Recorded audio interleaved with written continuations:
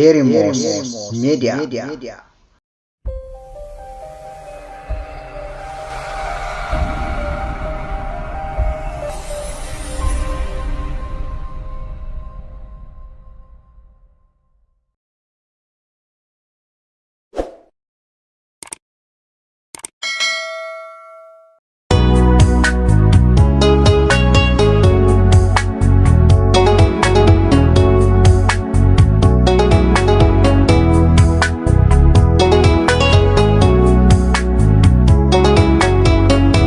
አሜሪካ ዝነውሕ ማእሰርቲ ዕድሚኡ ዘሕለፈ ጆ ሊጎን ድሕሪ 8 ዓመት ወፂኡ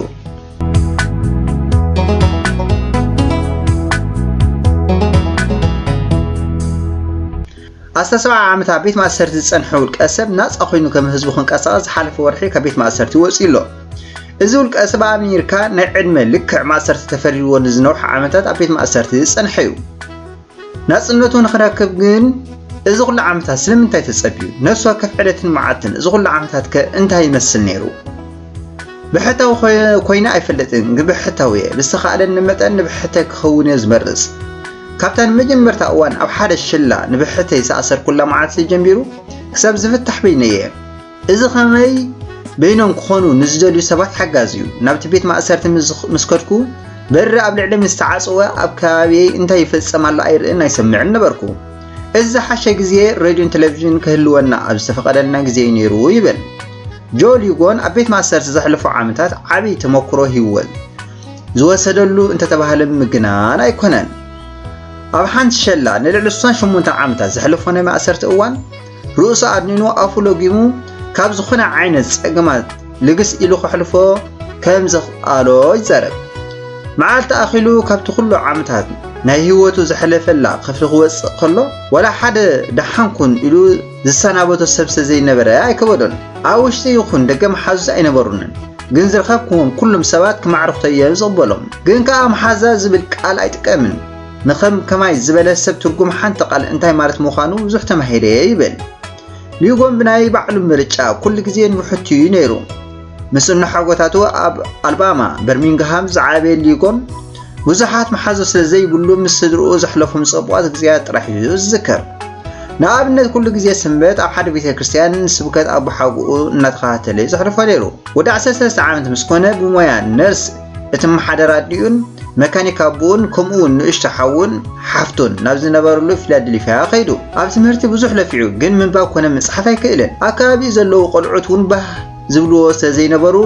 ምስኣቶም ኮይኑ ምጽዋት ኣይፈቱን ነበረ ብዙሕ ደገ ዝብል ሰብ ኣይነበርኩን ካብ ሓደ ወይ ክልተ ንላዕሊ መሓዙ ስለዘይነበረኒ ኣይወፅን ብዙሕ ሰብ ናብ ዘለዎ እውን ኣይሕወስን ይብል ዓርቢ ኣጋምሸሽ 1953 ዓመተ ምህረት ፀገም ከዓ ኣጋጠሞ ምስ በዓል መን ከም ዝነበረ እውን ኣይፈልጥን ኣካባቢ እንቀሳቐሱ ምስ ዝነበሩ ስሕት ኢሉ ዝፈልጦም ክልተ ሰባት ተራኺቡ መስተይ ሰትዩ ናብ ዝነበሩ ካልኦት ሰባት ከዓ ተጸመሩ ድሓር ተወሳኺ ወይኒ ንኽዕድግ ንኻልኦት ሰባት ገንዘብ ሃቡና ክብል ጀሚርና ግን እቲ ኩነታት ናብ ካልእ ኣምርሒው እታ ለይቲ ከዓ ንሱን ኣብ ዝተሳተፈሉ ናይ ካራ መጥቃዕቲ ሓደጋ ብምብጻሕ ተሓልፍ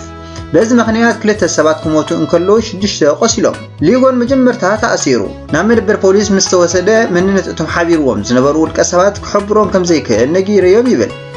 ዋላ ነቶም ክልተ ኣይፈልጦምን ሽሞም ኣይፈልጦምን ስሕት ኢለ ዝርዮምን ምሳጎም ዝፈልጦምን እዮም ነይሮም ሊጎን ካብቲ ዝነብረሉ ጎደና ሮድማን ኣዝዩ ርሑቕ ናብ ዝኾነ መደበር ፖሊስ ከም ዝተወሰደን 5 መዓልታት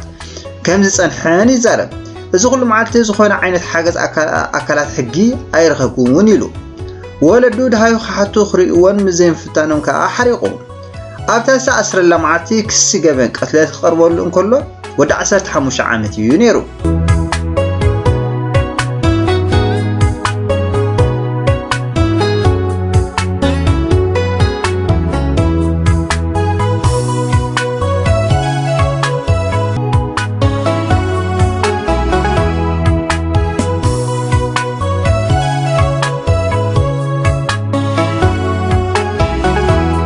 ምስ PPS ዝተባሃለ ሚድያ ኣሜሪካ ኣብ ዝገበሮ ቃለ መጠይቕ ካብቶም ጉድኣት ዝበጽሖም ነቶም ክልተ በኸራ ከም ዝወቅኦም ተኣሚኑ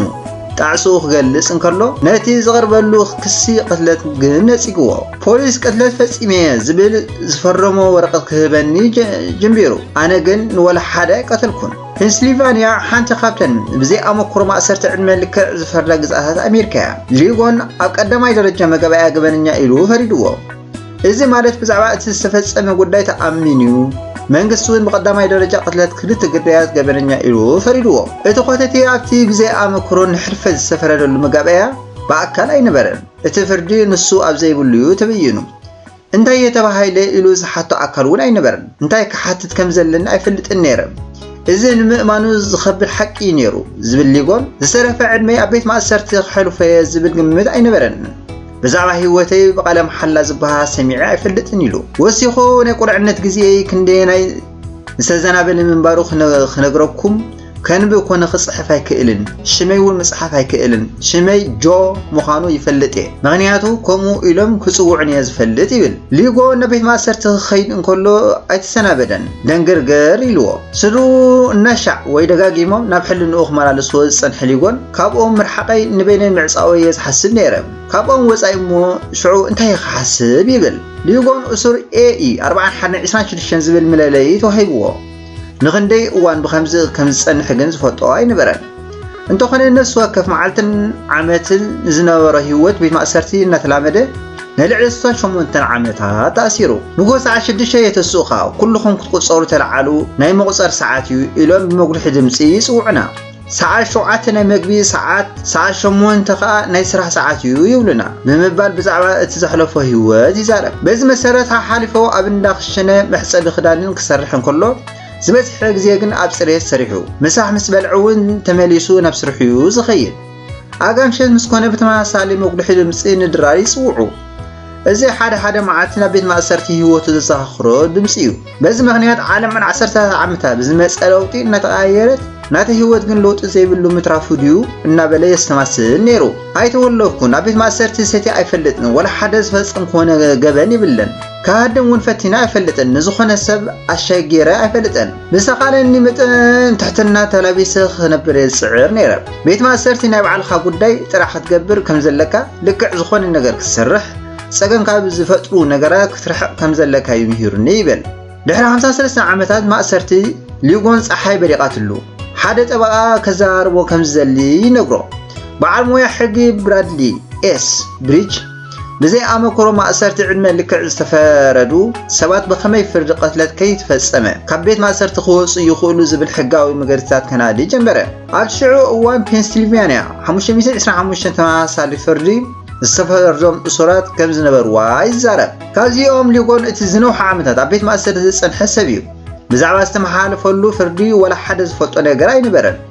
ክሳብ ኣነ ዝረኽቦ ምንም ኣይፈልጥን ኣነ ግን እዚ ኩሉ ዓመታት ሓደ መዓልቲ ዝኾነ ነገር ክመጽእ እዩ እናበለ ተስፋ ዘይምቑራጹ ዝገርመኒ ይብል ጠበቃ ብሪጅ ሊጎን ድሕሪ እዚ ኩሉ ዓመታት ምዝ ሰብ ምርኻቡ ዓይኑ ዘንቋዕቋሐሉ ኣጋጣሚ እዩ ነይሩ ጠበቃ ብሪጅ ሊጎን ብዛዕባ ማእሰርቲ ይግባይ ንኻሓተት ዘዳለዎ ሕጋዊ ቅዳሕ ከርእዮ እንከሎ ንፈለማ እዋን ብዛዕባ ማእሰርቱ ክፈልጥ ክኢሉ ካብዚ ዝተጀምሩ ብዘይ ኣገባብ ከም ዝተተሓስኩ ተገንዚበ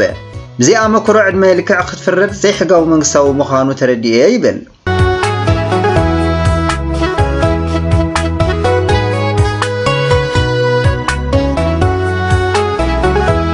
ኣብ 2016 ላዕለዋይ ቤት ፍርዲ ኣሜሪካ ኩሎም ማእሰርቲ ዕድመ ልክዕ ዝተፈርዶም እሱራት ዳግማይ ከም ዝፈርዶም ውሳነ ኣሕሊፉ ኣብቲ ዝቕፅል ዓመታት ሊጎን ማእሰርቲ 35 ዓመት ተበይንዎ እዚ ኣመክሮ ክሓትት ዘፍቅለሉ ውሳነ ነበረ ጠበቃ ብሪጅ ነዚ ክገብር ክሓቶ ከሎ ሊጎን ፍቃደኛ ከይኮነ ተረፈ ጥራሕ ሓንቲ ነገር ካብ ኣፈይ ዘውፅእ ዝነበርኩ ናፃ ክኸውን ዝደሊ ይብል ነይሩ ስለዝኾነ ድማ ጠበቃ ብሪጅ ነቲ ብ2017 ዓመተ ምህረት ዝተመሓላለፈ ሓድሽ ውሳነ ማእሰርቲ ሊጎን ንኽምጉድ እቲ ጉዳይ ናብ ቤት ፍርዲ ፌደራል ወሲድዎ ብወርሒ ሕዳር 2020 ድማ ዳኛ ንዕኡ ወሲኑሉ ብ11 ለካቲት ብሪጅ ንሊጎን ከምፅኦ ናብ ዞባ ሞንቶጎምሪ ክኸይድ እንከሎ ኣብ ሙሉእ ህድኣት ኮይኑ ረኸብክዎ ኦ ኣምላኸይ ኢሉ ስምዒቱ ብሃንቀውታ ክገልጽ ተጸብየ ነይረ ንሱ ግን ከምኡ ኣይኮነን ኣየምስልን ገል ኣይብልን ምባል ይገልጾ ሊጎን 10 ዓመታት ከምኡ እዩ ነይሩ ሓሳቡን ውሽጢ እዩ ዝገበር ሕጂ ካብ ዝፍታሕ ሓደ ወርሒ ኮይኑ ኣሎ ዳግማ ከም ዝተወለድክ ሰሚዕኒ ኩሉ ነገር ሓድሽ ይንዓይ ኩሉ ተቀይሩ ጸኒሕኒ ሓድሽ መካይን ኣለዋ ሞዴል እዘን መካይን ከዓ ከምተን ኣነ ቅድም ኢለ ዝፈልጠን ኣይኮናን ብዙሓት ዓበይቲ ህንጻታት ርኤ ይብል እዚ ኩሉ ንዓይ ሓድሽ እዩ ዝብል ሊጎን እዚ ሓድሽ ከባቢ ክለምዶ ይጽዕር ኣለኹ ፈተየ ኢሉ ጆ ሊጎን እዚ ሕጂ ዝሕጎሰሉ ዘሎ ህይወት ንኽረከብ ልዕሊ 68 ዓመታት እዩ ተጸሚዩ ብዘይ ምሕረት ብዙሕ ከም ዝኸሰረ ይፈልጥ እዩ